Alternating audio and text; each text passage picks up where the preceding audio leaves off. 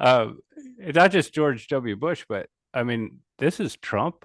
I mean, this is Yeah, Trump's game, right? yeah, Like yeah. you don't have to listen to the long rambling speeches that he gives or even follow his Twitter X feed. It's more China, China, China, trade deals, border, like Build a you just wall, yeah, wall, like just little these key Marco. words Yeah, that he just drops and drops and drops, right? And doesn't really matter what words happen in between. And I think he knows that too. yep, Uh, yep, um, yep. And in fact, the media, which hates him, aids and abets him. oh yeah, oh yeah, oh yeah, yeah, yeah. Which I was astounded. It's like these people, they hate Trump. So what do? They keep talking about him. They keep soundbiting him. It's like, you fools, you don't know that you have made this man. You Oh have yeah, made this man. oh yeah, yeah, yeah.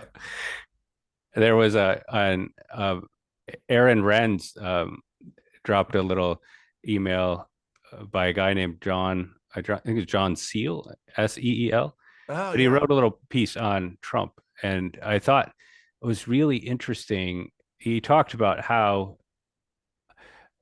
he didn't reference Ian McGilchrist exactly, but he was kind of in that same area of saying we have one part of our brain that looks at specific facts and deals with facts, and then you have the other part of your brain that deals with the bigger picture, the narrative, like how does it all fit together.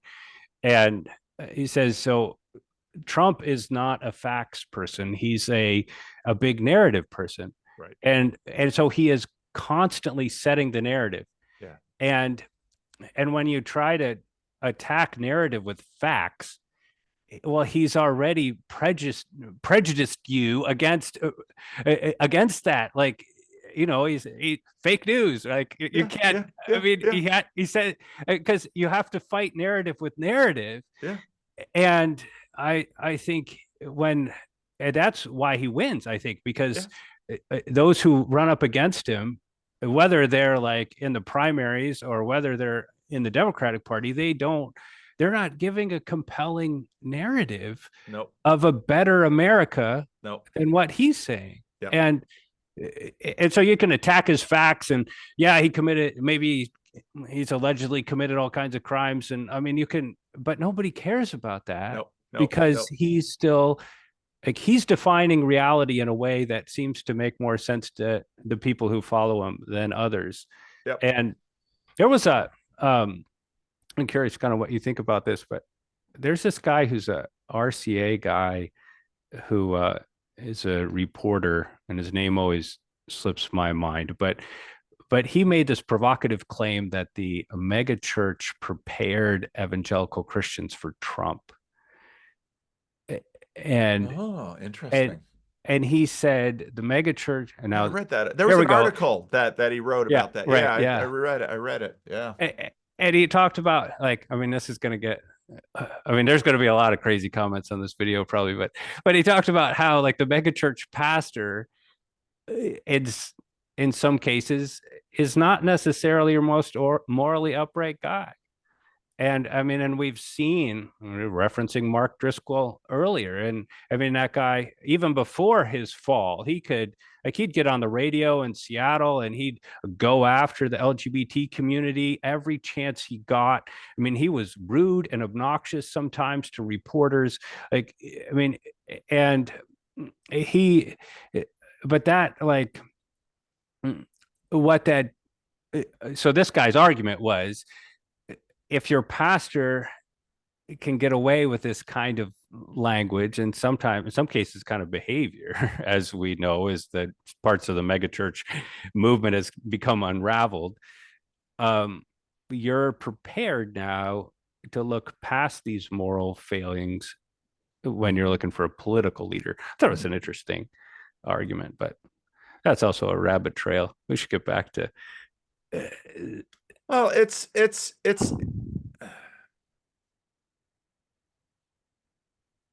a helpful reminder. It's also the case that I mean, so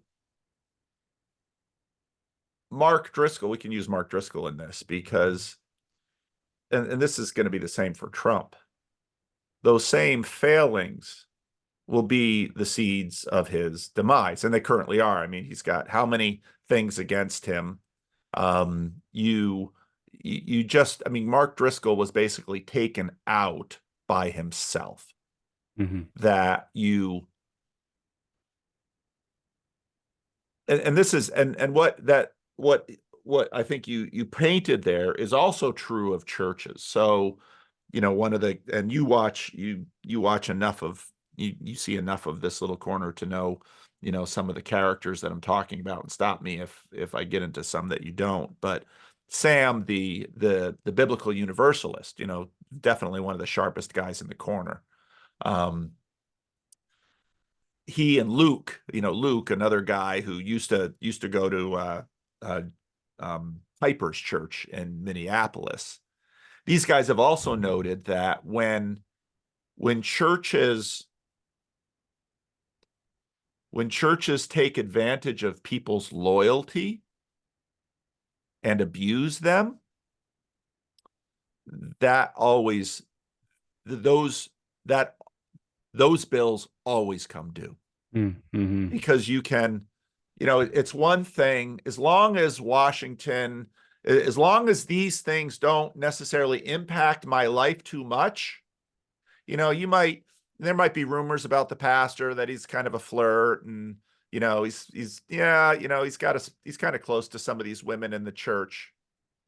But if he starts sleeping with your mom, or starts trying to seduce your sister, stuff's going to get real very quick.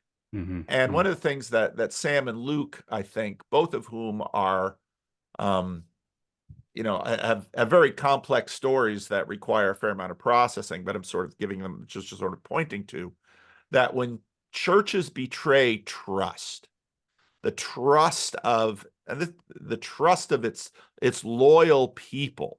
And I think this is part of what had been happening in the Christian Reformed Church too, um, in terms of certain people of high status who simply, for 50 years, the church would always sort of conservatives would complain about some things, but and then of course when 2022 happened, a lot of people were just in shock. I wasn't shocked at all. I've been watching this thing develop and saying, you cannot treat the rest of the denomination like you've been treating them. You cannot simply dismiss conservatives as idiots and fools. You're going to pay a price for that. And when you betray loyalty and trust, there's a cumulative cost that happens in this. And of course, the next election in the United States is going to be an election about Donald Trump. Now, if the Democrats could actually put somebody in as their candidate who people would think about in some other terms than not Trump. I mean, and the way it's getting with Biden, it's like he got elected as not Trump, and the older he gets, the more he's not Trump instead of something that he is. But the Democrats don't seem to care. Their entire plan for winning the election is not Donald Trump. And so, but this happens in churches all the time. You're right about that person's insight that mega churches have understood the dynamic that you point to with respect to Trump. Because mega churches have, for the most part, been non-denominational, which means, yeah, we got a little list of, certain creedal elements you're not going to get rid of, like the Trinity. So they're going to have a very basic, broad, evangelical, Bible-believing statement of faith on their website. But they understand that, like Trump, as long as the lead pastor on stage in a staged way projects a certain sensibility that hits a certain cultural group, megachurches don't really take over an ecosystem the way we've seen other traditions do over long periods of time. Megachurches don't really take over an ecosystem. They just hit a certain sensibility for a certain population well enough that, all those other confessional things, we don't worry about that, because here the pastor, and especially the music, project the sensibility and give people a vibe and a sense and an emotion.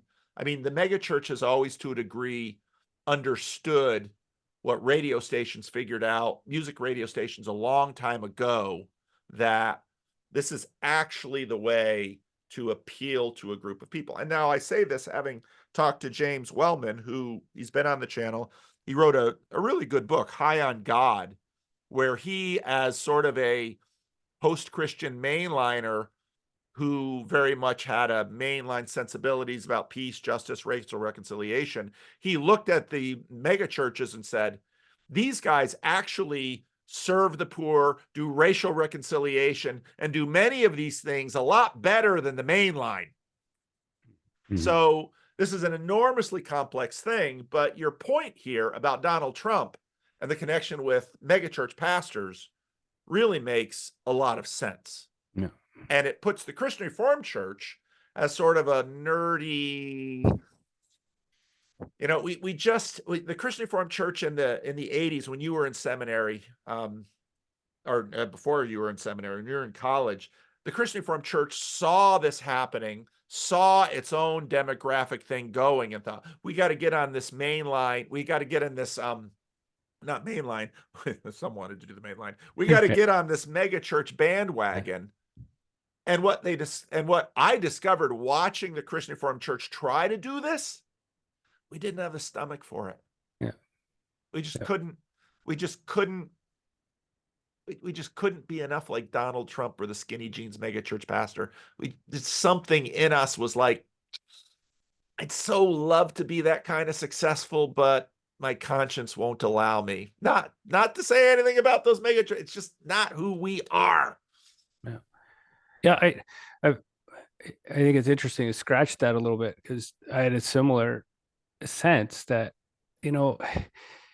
I've always been part of small churches, and that means everybody knows you, and everybody has to carry their weight. Like, we have one paid employee here, me.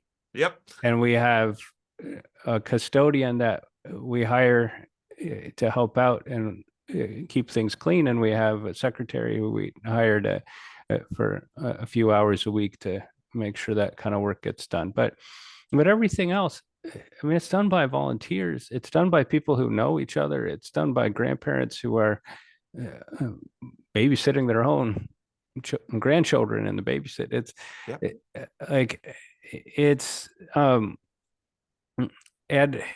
And a lot of Christian formation takes place because of that. Yeah. It's one thing to learn this from a good sermon or be edified by the music or whatever. It's something else to, now I got a room of 3 and 4 year olds and we got to talk about, what's the story this week?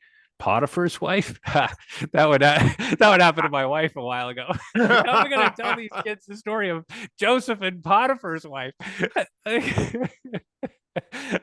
What did she want him to do?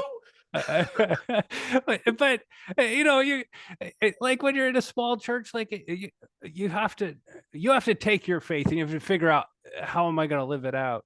Yeah. I mean, not that doesn't happen in a mega church, but I think it's different when it's smaller, when everybody knows everybody, when you're thrust into a position of leadership and having never held one before because you said yes and the other guy said no, and then here you are, and we're going to try to figure this out together. I mean, kind of these big questions of the why am I CRC?